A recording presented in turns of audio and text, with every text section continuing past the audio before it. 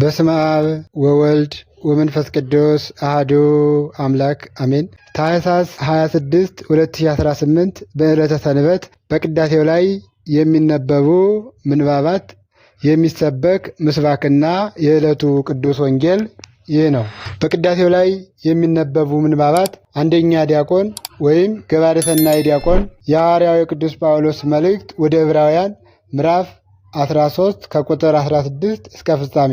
ሁለተኛ ዲያቆን ወይም ንፍቅ ዲያቆን አንደኛ ጴጥሮስ ምዕራፍ 2 ከቁጥር 21 እስከ ፍጻሜ። ንፍቁ ቄስ ወይም ንፍቁ ካህን ግብረ ሐዋርያት ምዕራፍ 11 ከቁጥር 22 እስከ ፍጻሜ። በቅዳሴው ላይ የሚሰበከው የዕለቱ ምስባክ መዝሙር 78 ከቁጥር 1 እስከ 2 ኖላዊሆሙ ለእስራኤል አጽም ዘይርእዮሙ ከመ አባግዓ ዮሴፍ ዘይነብር ላዕለ ኪሩቤል አስተርአየ ኖላዊሆሙ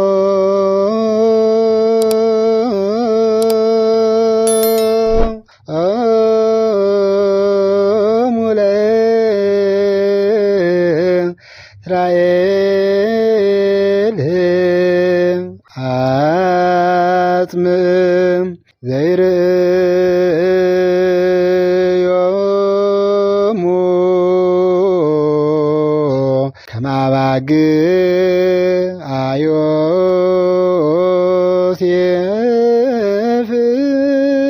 ዘይነብር ላዕለ ኪሩቤል አስተርአየ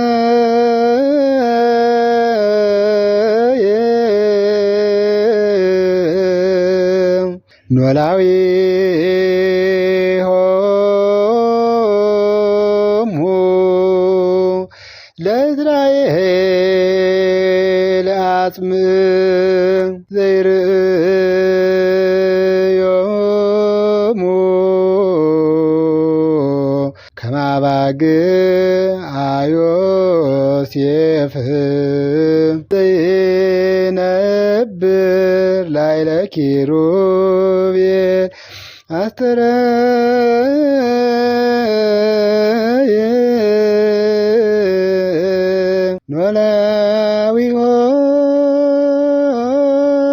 ኖላዊሆሙ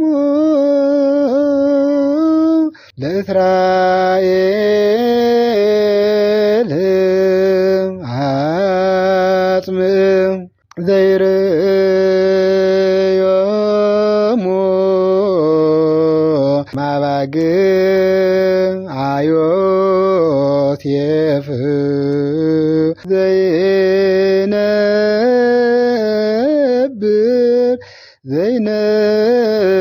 ዘይነብር ላዕለ ኪሩቤል አስተርአየ።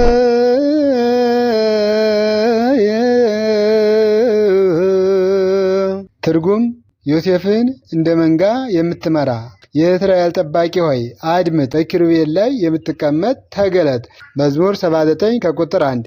ይህን ቃል የተናገረው ነቢየ እግዚአብሔር ልበ አምላክ ቅዱስ ዳዊት ነው። የዕለቱን ቅዱስ ወንጌል ስንመለከት በቅዱስ ዮሐንስ ወንጌል ምዕራፍ 10 ከቁጥር 1 እስከ 22 እንዲህ ይላል። እውነት እውነት እላችኋለሁ ወደ በጎች በረት በበሩ የማይገባ በሌላ መንገድ ግን የሚወጣ እርሱ ሌባ ወንበዴም ነው። በበሩ የሚገባ የበጎቹ እረኛ ነው። ለእርሱ በረኛ ይከፍትለታል፣ በጎቹም ድምፁን ይሰሙታል። የራሱንም በጎች በየስማቸው ጠርቶ ይወስዳቸዋል። የራሱንም ሁሉ ካወጣቸው በኋላ በፊታቸው ይሄዳል። በጎቹም ድምፁን ያውቃሉና ይከተሉታል። ከሌላው ግን ይሸሻሉ እንጂ አይከተሉም፣ የሌላዎችንም ድምፅ አያውቁምና።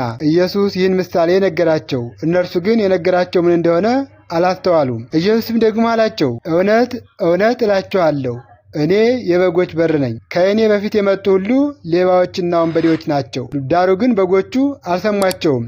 በሩ እኔ ነኝ። በእኔ የሚገባ ቢኖር ይድናል፣ ይገባልም ይወጣልም መሰማሪያም ያገኛል። ሌባ ሊሰርቅና ሊያርድ ሊያጠፋ እንጂ ስለሌላ አይመጣም።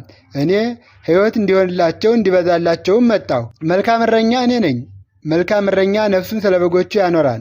እረኛ ያልሆነው በጎቹም የእርሱ ያልሆኑ ሙያተኛ ግን ተኩላ ሲመጣ ባየ ጊዜ በጎቹ ትቶ ይሸሻል፣ ተኩላም ይነጥቃቸዋል፣ በጎቹንም ይበትናቸዋል። ሙያተኛ ስለሆነ ለበጎቹም ስለማይገደው ሙያተኛው ይሸሻል። መልካም እረኛ እኔ ነኝ። አብም እንደሚያውቀኝ እኔ አብን እንደማውቀው የራሴ በጎችን አውቃለሁ፣ የራሴ በጎችም ያውቁኛል። ነፍሴንም ስለ በጎች ያኖራለሁ። ከዚህ በረት ያልሆኑ ሌሎች በጎችም አሉኝ፣ እነርሱንም ደግሞ ላመጣ ይገባኛል። ድምጤንም ይሰማሉ። ነፍሴን ዳግመኛ አነሳት ዘንድ አኖራለሁና። ስለዚህ አብ ይወደኛል። እኔ በፈቃዴ አኖራታለሁ እንጂ ከእኔ ማንም አይወስዳትም። ላኖራትም ስልጣን አለኝ፣ ደግሞ ላነሳት ስልጣን አለኝ። ይህችን ትእዛዝ ከአባቴ ተቀበልሁ። ከዚህ ቃል የተነሳ በአይሁድ መካከል እንደገና መለያየት ሆነ። ከእነርሱም ብዙዎች ጋኔን አለበት አብዷልም፣ ስለምንስ ትሰሙታላችሁ አሉ። ሌላዎችም ይህ ጋኔን ያለበት ሰው ቃል አይደለም፣ ጋኔን የዕውሮችን ዓይን ሊከፍት ይችላልን አሉ። በኢየሩሳሌም የመቅደስ መታደስም በዓል ሆነ። ተረቃሉ የአምላካችን የልዑል እግዚአብሔር ስሙ ዛሬም እስከ ዘላለም የተመሰገነ ይሁን። በዚህ በዮሐንስ ወንጌል ምዕራፍ 10 ከቁጥር 1 ጀምሮ እንደሰማነው ጌታችን መድኃኒታችን ኢየሱስ ክርስቶስ እውነተኛ እረኛ እንደሆነ፣ ስለ ልጆቹ ስለ ምዕመናን ነፍሱን አሳልፎ እንደሰጠ፣ ምንደኛ ስለ በጎቹ ራሱን አሳልፎ እንደማይሰጥ፣ እሱ ግን እውነተኛ እረኛ የማያንቀላፋ፣ ለበጎቹ የሚያዝን፣ ለበጎቹ የሚራራ፣ ከበጎቹ በፊት ራሱን አስቀድሞ የሚሰጥ እውነተኛ እረኛና እውነተኛ ጠባቂ መሆኑን በዚህ ዓለም ላይ በጨለማ የሚኖረውን ሕዝብ ነፃ ሊያወጣ እንደመጣ ጌታችን መድኃኒታችን ኢየሱስ ክርስቶስ የተናገረው ቃል ነውና ስለ ቃሉ የኢየሱስ ክርስቶስ ስሙ የተመሰገነ ይሁን። ይቆየን።